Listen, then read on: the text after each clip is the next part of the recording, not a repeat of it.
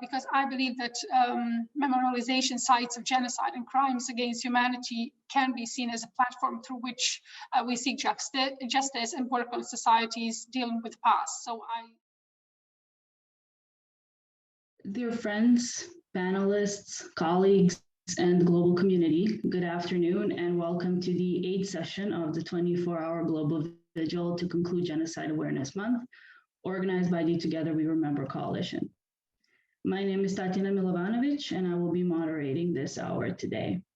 I have a great pleasure to welcome you to this session on behalf of the Post-Conflict Research Center, a non-governmental organization and peace-building center based in Bosnia and Herzegovina and dedicated to fostering the culture of peace and preventing violent conflict in the Western Balkans, and on behalf of the Western Balkans Coalition for Genocide and Mass Atrocity Prevention, a regional, inclusive, civil society-led initiative to prevent atrocities that was first undertaken by the Post-Conflict Research Center and the United Nations Office for Genocide Prevention and the Responsibility to Protect in 2017, and is now a collaborative coalition of over 20 leading civil society organizations who are conducting programs in genocide prevention and the reduction of ethnic-based violence in the Western Balkan region.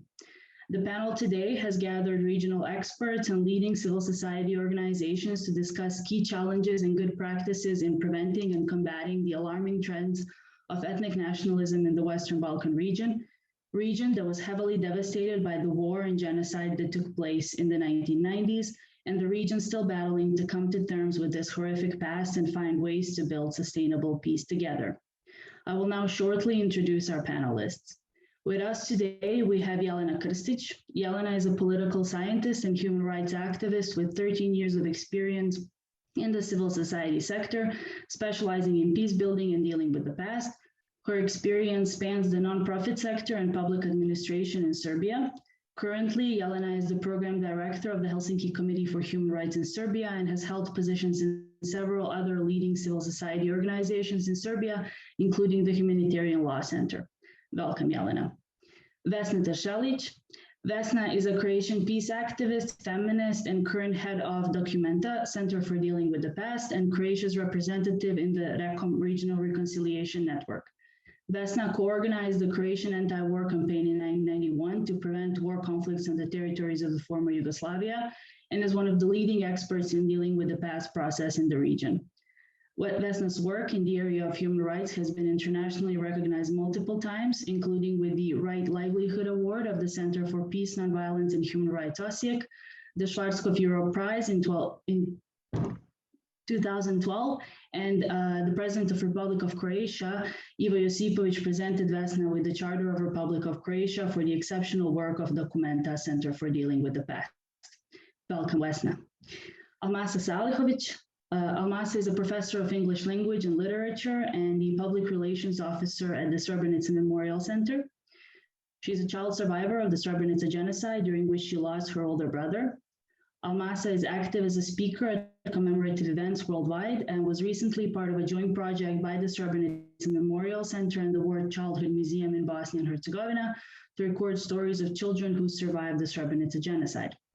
Welcome, Almasa. And last but not least, Milan Radovic. Milan graduated from the Faculty of Philosophy, Department of Sociology in Nikšić. Currently, he's the Program Director of Civic Alliance Montenegro and has previously worked with the Youth Initiative for Human Rights in Montenegro. Milan was a member of working groups for the development of legislation to advance human rights in Montenegro and is a member of the National Preventive Mechanism for the Prevention of Torture. He has authored several reports on issues regarding the judiciary, minority rights, and human rights in his country, as well as taught Montenegro students on these issues through both formal and non-formal education. Welcome, Milan. Now, to start us off, I will ask a question to all our panelists, and we can kind of go on the order that I presented you. And the question is, what do you see as a key step in ensuring the prevention of conflict and genocide in the Western Balkans? And what guarantees of non-recurrence are still missing in our region? So we can start with Elena, Vesna, Almasa, and Milan. Thank you. Thank you, Tatiana. I am very honored to be here today with you. This is really emotional and highly needed event for all of us, not only in the Western Balkans, but worldwide. When speaking about what we are missing here in the Western Balkans, I must say that I see this process as a triangle, where the bottom is made of national preventive measures, the middle is filled with regional initiatives, and the top is guarded by international community. When we speak about the national level, the key prerequisite is disposing all the nationalistic ideologies and ideas that have led us to wars. That is very hard to achieve at this moment and to expect achieving in any near future. So I will put that aside and speak about the second key prerequisite for a long-term and sustainable peace, and that is the conflict-sensitive education. That is also the most challenging endeavor, maybe a utopia, if looked at from the our current standing in dealing with the past in the Western Balkans. However, no other TJ or transitional justice mechanism can be effective enough without rebuilding the education. Just to offer an example, domestic courts in Serbia have prosecuted several cases of war crimes committed against Kosovo Albanians that were committed during the 1998-1999 war, thus bringing some sense of justice to some victims. However, kids in schools in Serbia learned that only Serbs were victims of war in Kosovo. And already they adopt the firm anti-Albanian attitude, which blocks any meaningful attempt to cross the ethnic borders. That is why I'm deeply convinced that all our post-Yugoslav countries must start constructing both the learning environment and the curricula that nurture diversity, and are equipping the youngsters with intercultural competencies and conflict resolution skills. Moreover, they should also be able to hear about the recent history from the mouth of survivors, and on the basis of the court-established facts and independent research. But I think that the survivors are the key here. They must also hear about what war brings to ordinary people and what it brings to politicians on the other side. Instead of the non-existing shine of the glory battles, they must hear about the struggle to survive the day, to find the scarce food, to seek the shelter from grenades, to try crossing the street without being hunted, to settle somewhere after being expelled from their home, to face the trauma of sexual violence, or to never know the destiny and whereabouts of their missing loved ones. Youngsters, not only in Serbia, but in the whole region, must visit the places of suffering and speak with people with war experience. Unfortunately, we are so far away from such education in Serbia, and I can imagine in other countries as well. But fortunately, we have significant civil society experience and will to fill this gap. And some new generations have already been raised to continue building the bridges among people. Now, jumping to the regional level, we already have a number of initiatives that aim to re-establish cooperation in different spheres. But I think that we are lacking some form of joint and officially backed platform for unpacking the one-sided narratives about the sufferings. That platform should be the place for hearing the victims and witnesses of crimes coming from all communities and wanting to share their grief with others. It will also have the strength to spark prosecutions, and that does also contribute to achieving justice. Moreover, it will help revealing the fate of those 10,000 still missing persons in the region. Luckily enough, we already have a model of such a regional body that has been developed within the initiative to establish RECON. It is now up to politicians to decide on its establishment, and it is also up to us never to stop pushing them to do so. Finally, the international community. The international community, as a minimum, should never again allow itself to desire stability over peace. As we could see over the last couple of years or even decades, not killing each other is not peace, but merely the absence of physical violence.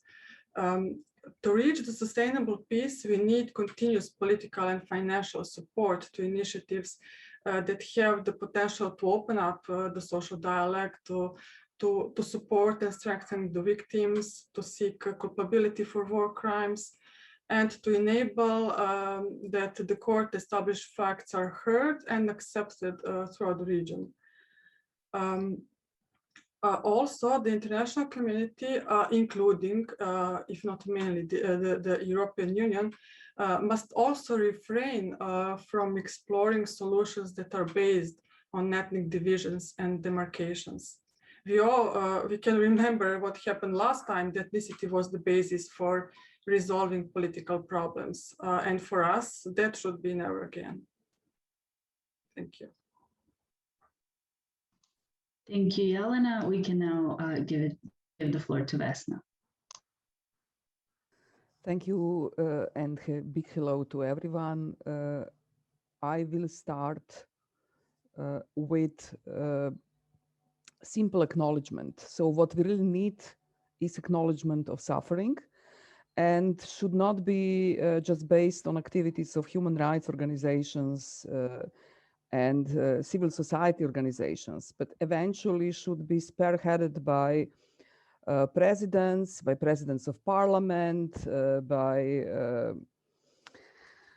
presidents of the countries, and this is not happening yet. I would actually say that in the last years, in last 5 or 7 years, we are eventually seeing wars and wars, revisionism and worse and worse situation regarding disrespect of historical records and of judicially established facts. And this is not just valid only for the 90s. The wave of revisionism, characteristic for societies which have not been able to deal with the past and face the shady, negative part of its past with war crimes, crimes against humanity, genocide, is going back to undealt with Second World War atrocities and unprocessed political violence during Yugoslav socialism. So we are not just dealing with burden of the 90s. We are still coping with the Second World War, which on the symbolic level actually remains unfinished war. And I'll just have you look at Documenta's web page to illustrate that in the month when we actually commemorate 80 years of starting the World War II, large part of our activities is actually related to the Second World War and not to the 90s, because of situation in which in Croatia, one of the most outstanding campaigns now is advocating forbidding of signs of Ustaše independent state of Croatia, which was functioning between 1941 and 1945, because they're broadly used when you walk through the streets. You can see graffiti of U with the cross, and this is still an issue. And it is that the not acknowledged crimes committed during Second World War, either by Nazi or fascist or Ustaše or Chetnik forces or some other collaborators of Nazis and fascists, are still a big problem for the granddaughters and grandchildren of victims of Holocaust against Jews, of genocide against Serbs, and genocides against Roma. So it's that the activities in last month really span from commemorating the declaring of Ustaše independent states to publishing a guide through Zagreb in Second World War, Because a big challenge in our towns, disregarding is this Croatia or other post-Yugoslav countries, remains that as a newcomer or as a young person, being in elementary or high school, you hardly can find a science which would somehow inform you, not commemorate victims necessarily, but inform you what have happened in your town, in your street, in the violent 20th century. Disregarding, do we speak about First World War, its aftermath, Second World War, the 90s, the time of crimes in the 90s when more than 130,000 people have been either killed or forcibly disappeared. So it's that for us, going back to the local history is very important. But if we remain just civil society organizations, disregarding are we part of big regional network as Coalition for Recom, which is now renamed in Recom Network for Reconciliation, where there are more than 2,000 organizations and individuals. And you would say, yes, together we have a strong voice, but you see that politicians maybe hear us, but surely have not put sufficient political will together to eventually establish the RECOM, which would provide a common narration and would not just look from the national perspectives on all the crimes which have been committed, but would eventually provide space for voice of victims, disregarding on which side of war they have been killed. And this is a situation in which we live. So to underline again, on one side, that acknowledgement is lacking, even when you have as many verdicts as we have due to work of International Tribunal for War Crimes in ex-Yugoslavia. And I would say that we are in privileged position.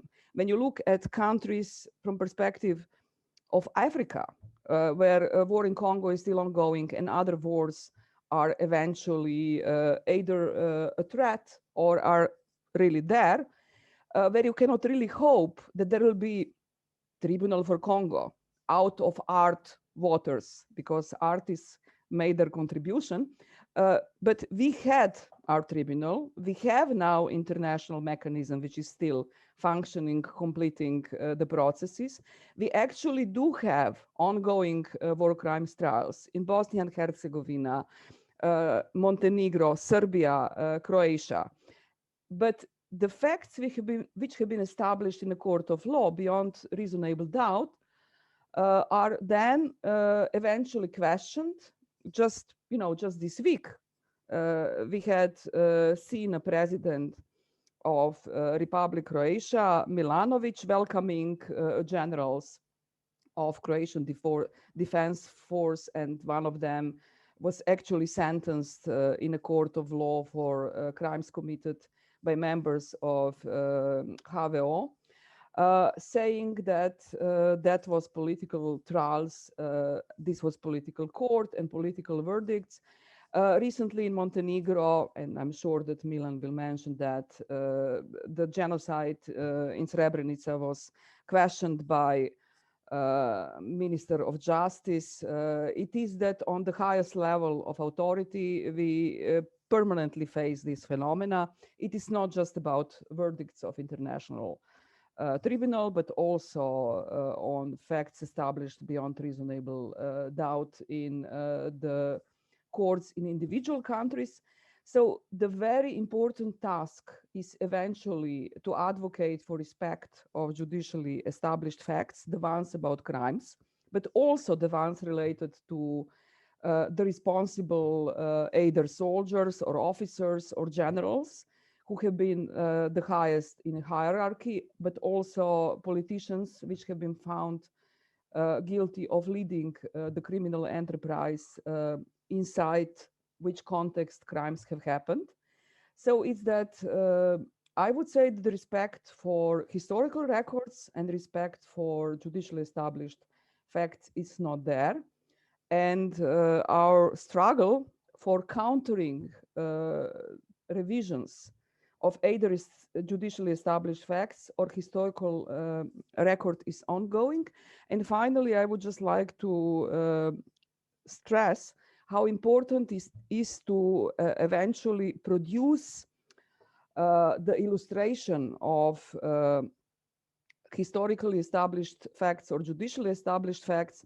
And I'll just give you one example, because it is that this is about detention camp from the period of socialist Yugoslavia, which is largely forgotten. The ruins on the island are falling apart. Just to give you an example, which kind of representations we would need to somehow help our younger generations and our societies to navigate the waters of revisionism. And we would eventually need such kind of representation for every place of suffering in the 20th century, in the violent 20th century. And of course, this is far more than civil society organizations can do.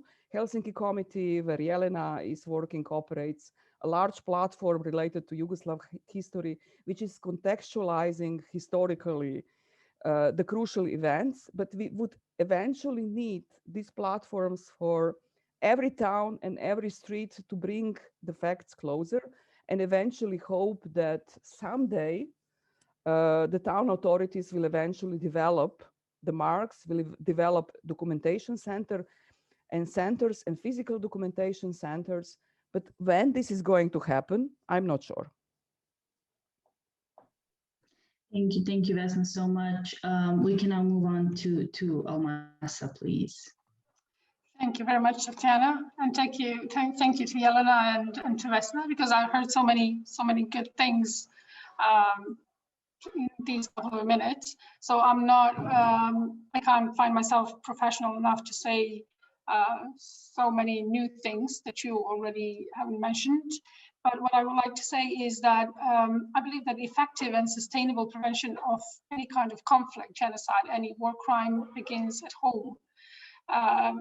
That would be my own personal opinion, because I always, as a survivor, as a child survivor from genocide, I always turn to younger generations and I wonder what they are going to learn from our history. And when history is not said it was, then that is a problem for younger generations and the generations that will come after. So for example, here, what we are dealing with in Srebrenica Memorial Center regarding genocide in Srebrenica is that we have a lot of new commissions that are dealing with historical revisionism, and that they're dealing with the happening in Srebrenica. Was it a genocide or a massacre? Was it neither of those? The number of people killed in genocide in Srebrenica is still being questioned, and those are the information that young people, students, pupils are learning in their schools, and that is a big issue for us. Let's say that is the biggest concern for us living in Srebrenica and who deal with the memorialization of the genocide in Srebrenica, is how to come to those younger generations, how to come to them, how to teach them what happened in genocide or what happened in Jasenovac or Holocaust in World War II. So that is a problem. We will always deal with our past. We will still be talking about how we're done with our past, but we're not actually, because as Elena said, not killing ourselves is not peace. It is the physical absence of violence, which is something I need to agree very much with, because we have so much hate speech lately. We have so much, more than ever, 26 years after the genocide in Srebrenica and so many years after the Holocaust, we still have, and Jasenovac, we have denialism of these crimes, which is the big issue for the future generations, and that is our biggest concern. What we think here is that one way of preventing these crimes ever happening again is to have those who are in power to pass a law banning the denial of these crimes happening, and which is very, very much difficult because the lack of political power, the lack of political will, we see each and every day, and it's not likely going to change because we have on a regional level, we have so many high officials who deny many crimes happening in Bosnia and Herzegovina or in Kosovo or in other places that we're dealing with the war past.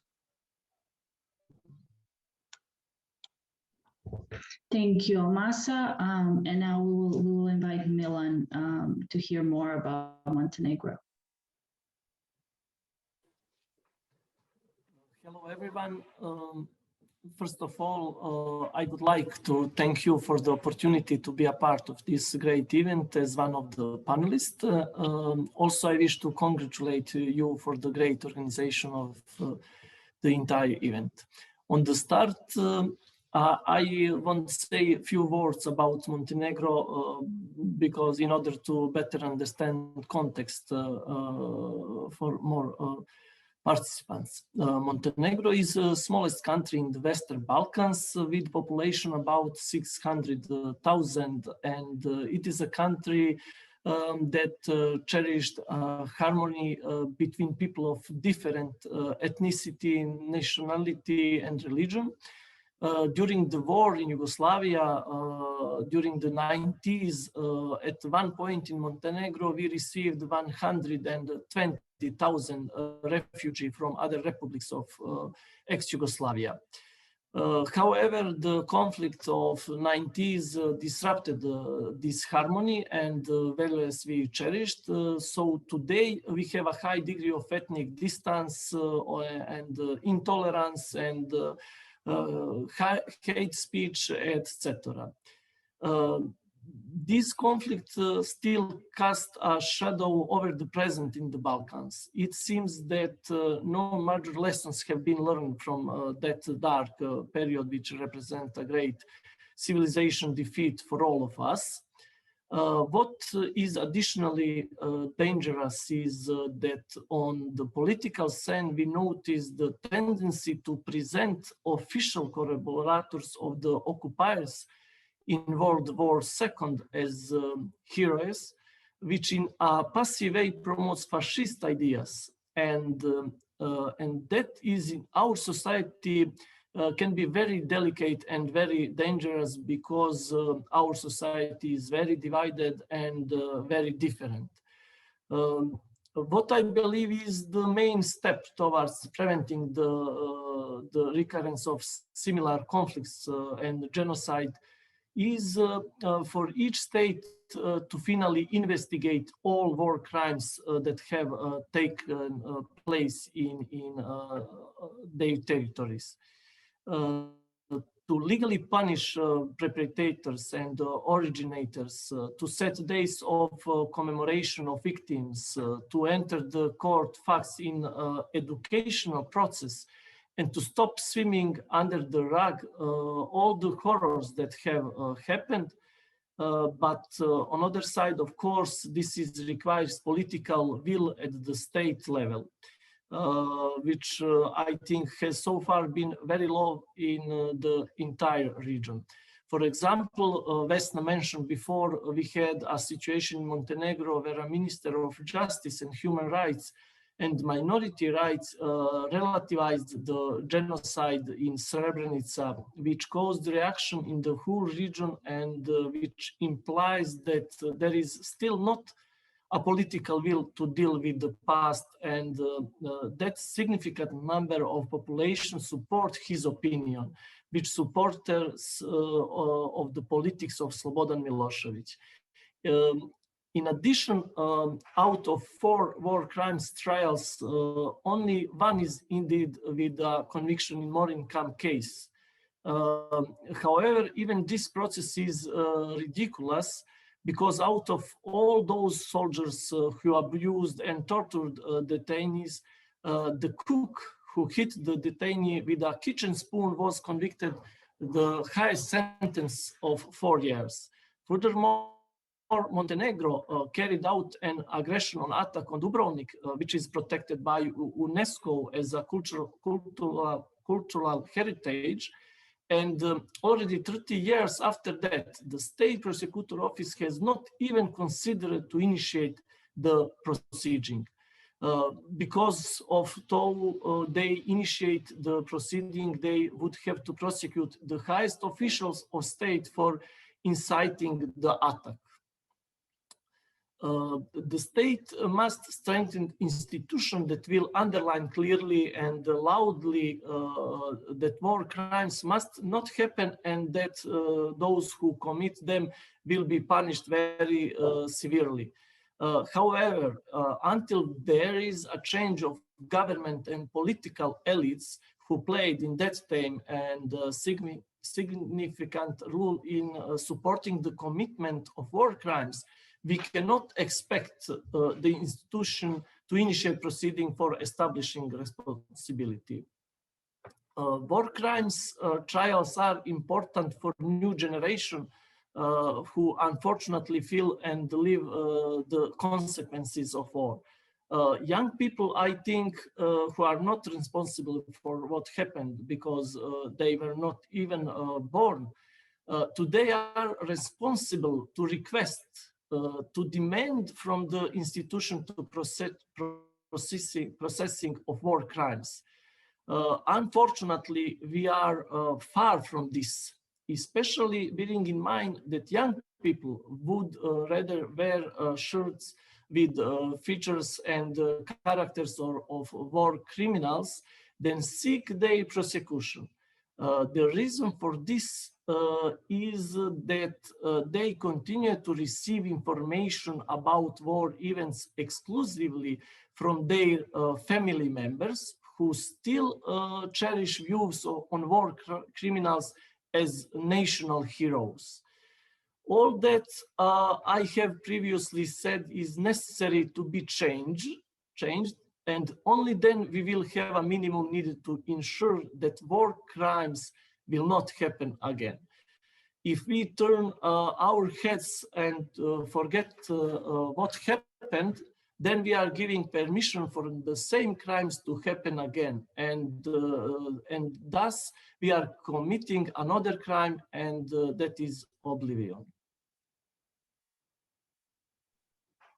Thank you, Milan, and thank you all so much. I think even so far in these just 30 minutes, we've heard such important remarks on what are the key challenges, but you already kind of started tackling on what needs to be done in the region. And it does start with acknowledgement, but it starts with a set of kind of measures, as we all know, that go toward education, but also judiciary, that go toward laws, as Almasa was mentioning, and the fact that Bosnia still does not have a unified national law that would prevent genocide denial and denial of other atrocities as well.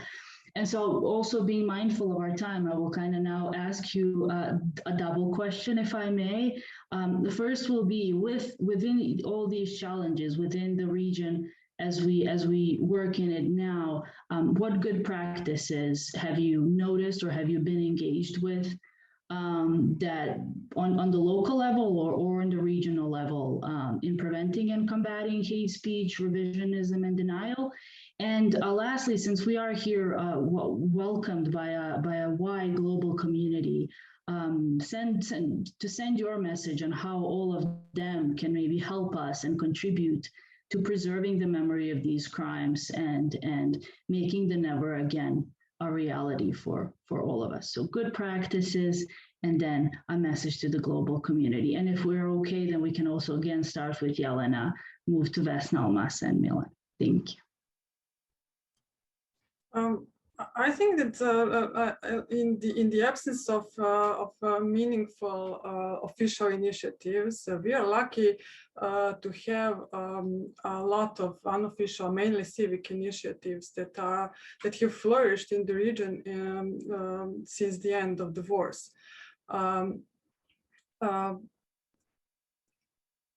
I have a kind of a list of good examples of good practices, and it starts with associations of victims which have found the strength to reach out to each other, to the counterparts from other communities, and unite in seeking truth and justice. And the cooperation of Serbian and Kosovar associations of missing persons is particularly important in that sense, as it has brought together communities with extremely high ethnic distance and heavy burden of recent crimes that was inflicted to each. But they understood that the strength lies in their joint voice, as well as that the solidarity with other victims will not in any way minimize their own suffering. Then the second on my list is exploring art in giving voice to victims and illuminating all the hidden aspects of war crimes.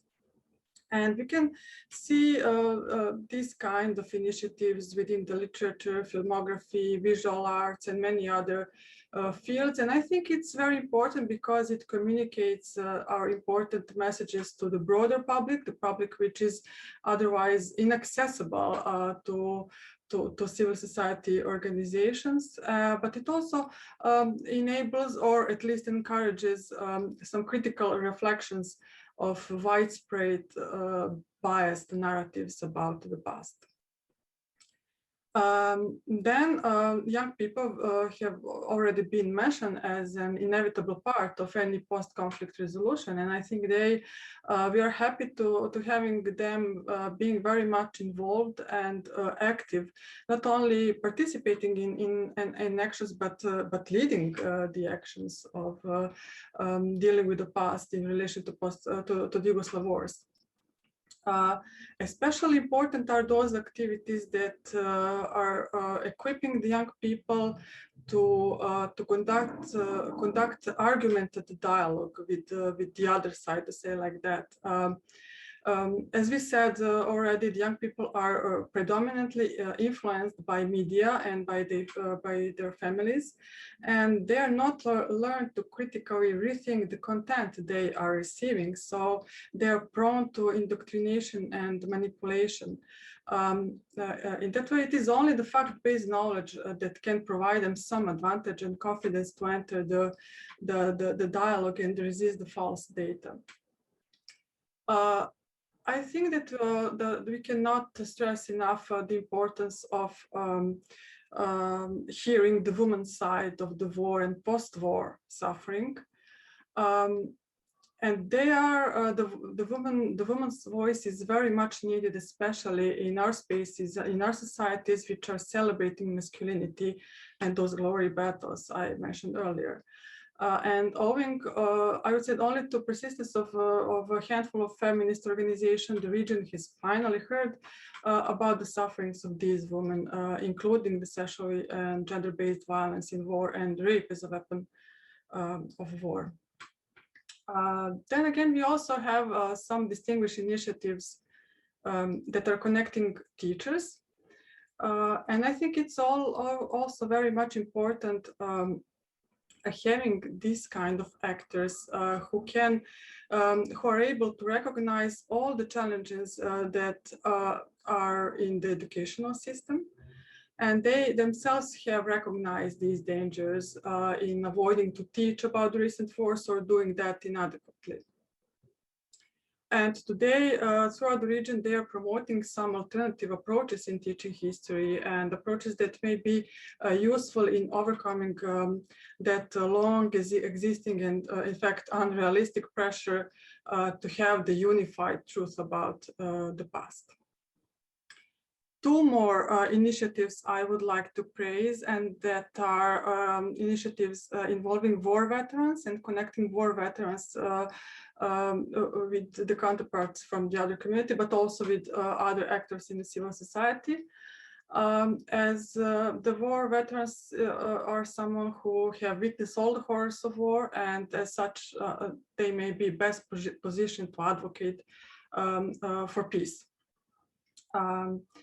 And I think that also their potential in teaching is particularly high. Finally, I want to conclude this list without mentioning the role of NGOs, which have been involved in truth, justice, and memory initiatives since the end of the wars.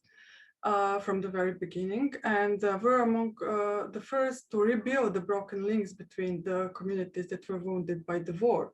And in fact, I think that the majority of existing official transitional justice mechanisms that we are having in our countries are the result of their persistent advocacy and policy design. They are now facing serious challenges in continuing the work further, including financial constraints and unfavorable social political climate.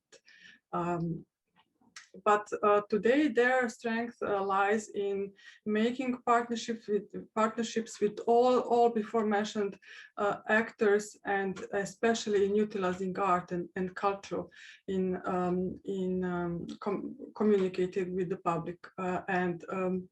If I can say, that is exactly what my organization is doing, the Helsinki Committee for Human Rights in Serbia, with the most recent example being the theater play on the Srebrenica genocide. We premiered the play in September 2020 on the occasion of 25th anniversary of the genocide in Srebrenica, and it was the first theater play on the Srebrenica genocide that came from the artists who are citizens of the country that has violated the Genocide Convention for not preventing this genocide. And as such, we believe that it has a huge symbolical meaning to the community of victims, or at least while waiting for the official Serbia to adhere to numerous judgments saying that the crime in Srebrenica amounts to genocide. And lastly, what we would like to see or have from our partners throughout the world is,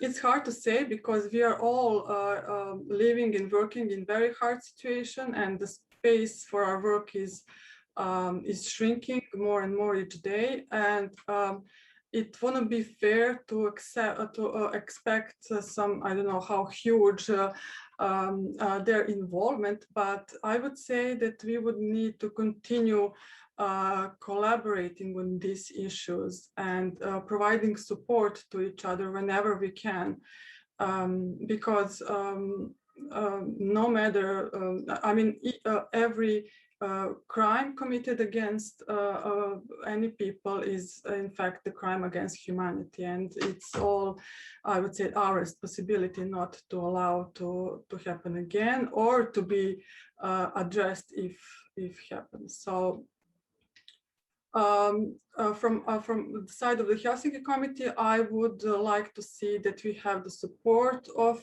our partners from the world, from the Europe and from the world in the projects and programs and endeavors we are embarking on, and to help us in putting the pressure on our governments and especially on the international community to commit to meaningful dealing with the past process in our countries and in the Western Balkans. Thank you so much, Elena. Vesna, please.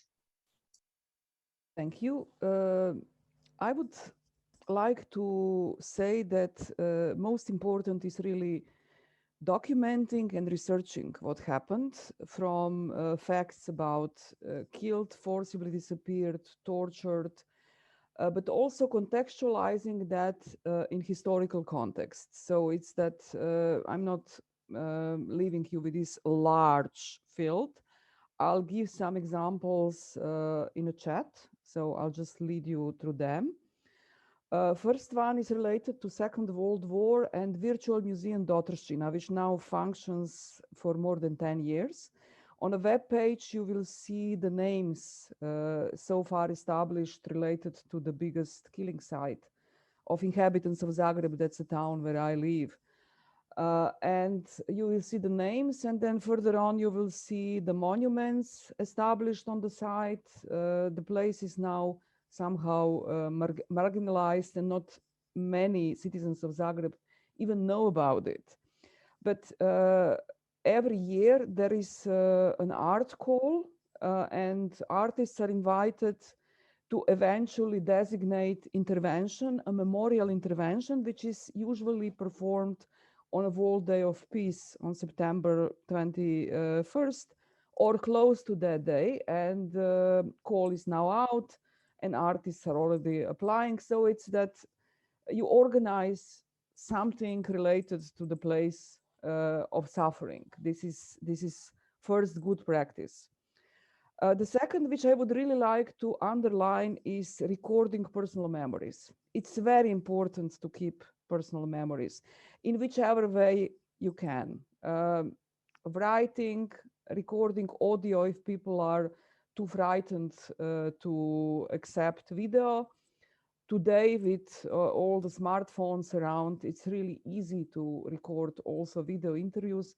And I send you link on Croatian Memories, where more than 200 video interviews are published, covering 20th century from personal perspective. There are many similar projects, and it always makes sense to do that, especially with older people who are perishing. We know now that last witnesses of Second World War are living, and we know how important their preserved memories are to all of us. The third example, which I would like to mention, is visualizing what are the outcomes of trials. Of course, you can publish all the indictments and first level and second level verdicts. This you can find on webpage of International Criminal Tribunal, or you can also find on webpage of Documenta, as we followed more than 600 war crimes trials, mostly in Croatia, but also in Serbia, Bosnia and Herzegovina, and Montenegro, and there is full documentation of the trials. But I would say that one step from that is what Sense Center, which monitored tribunal hearings, made. And here I point to you just one of the internet narrations which they produce, which is related to destruction of religious and cultural heritage. So please look at it. This is this link, Heritage Sense Center. It is very useful in education to eventually approach conflicts, not necessarily from side of killing sites or fate of genocide victims, but through perspective of destroyed religious and cultural buildings. And this narration is dealing with destroyed cultural and religious heritage in post-Yugoslav countries. And we experienced in the classrooms in different countries how easy it is to grasp for youngsters in elementary and high schools who haven't been even born during the wars, why it's so horrible to destroy cultural heritage and why it's important to keep our common cultural heritage. And finally, I would like to point out example of RECOM coalition, now RECOM Reconciliation Network. We haven't been successful in advocating the establishing of regional commission and have not been able to get the support of presidents, prime ministers, and parliaments for establishing of commission. But we are successful in collecting data on killed and forcibly disappeared, and on collecting data on tortured. And here you can see the results of different research and documentation programs. They are not finished. I'm afraid they will never be finished, but they're ongoing and results are there and eventually serve as base for trust building and for reconciliation process. Thank you so much, Vesna. We are running a little bit late, like on time, so I will ask Almasa and Milan to make concluding statements for about 2 minutes, if you can. To please be short, but I do thank you all. It's been very insightful, and I understand that we're short on time. So Almasa, please. No problem, no problem. I will be very short. So what I want to just thank you for inviting me here, for being the part of this. And I heard so many good things here. Well, what if I may just see institution of Srebrenica Memorial Center. We're trying to, as Vesna said, we're trying to film, video record as much as we can video testimonies. We are trying to work so much on oral history, especially because so many people are dying and their stories will never be told in their own words. So this is our main project at the moment. We're trying to find as many survivors as we can. It is very hard for people to speak, but we're trying to convince them that their stories need to be heard, that their stories are not stories about hate or any I don't know, that they are not inspiring hate, but or contrary, we're trying to speak what happened actually, so that people, young generations, can see, can hear, because I believe that memorialization sites of genocide and crimes against humanity can be seen as a platform through which we seek justice and work on societies dealing with the past. So I see that, I just want to say that we need to say that impunity of these war crimes is just bringing very much wrong message to the younger generations, and that we need as much as we can, to reach to younger generations, especially on our local level in Srebrenica and here in Eastern Bosnia, which is very, very much difficult because we do not have a dialogue. We cannot have younger generations of people who are Serbians, Serb nationalities. They do not come to us, and that is what we are trying to work on. We're trying to make a dialogue, and Srebrenica Memorial Center, a research center and center for dialogue for the future generations. So thank you. Thank you, Almasa. Milan. Thank you. I try to be very short. After everything that happened and poor response of state institution to all that, unfortunately, hate speech has become one of the most common form of expressing intolerance in the region. What is additionally worrying is that in political speeches, the increase in the presence of hate speech is recognized. At the same time, there are, I think, and I don't see enough initiatives by state of institution to combat hate speech, which is present everywhere, especially on the internet. There is no initiative at the level of local self-governments either, where we even had an initiative from one municipal board to name a street after the Hague convict Ratko Mladic, which was condemned by local and international public. And as my conclusion, I can say that it is clear that young people should use these examples from the past as lessons from which they can learn a lot. We have not yet managed to get out of the mud of the 90s, and it is our task to implant in young people the ideas of reconciliation, togetherness, and mutual acceptance. Thank you, Milan, so much, and thank you everyone. We can go on with this discussion for hours now. I know that, but it was a really great event and so many insightful things. One thing that everyone mentioned from you is the importance of bringing the stories of survivors and victims into our school books, into our public spaces, and honoring their fight and their lives. And this is just one quote from a dear mother of Srebrenica. Her name is Hadjira Suljic, that we recorded just last year, that I will just leave you with, and that is, as long as I live, the memories of our loved ones and of this land we guard so painstakingly will live on. We will never forget. Thank you all so much.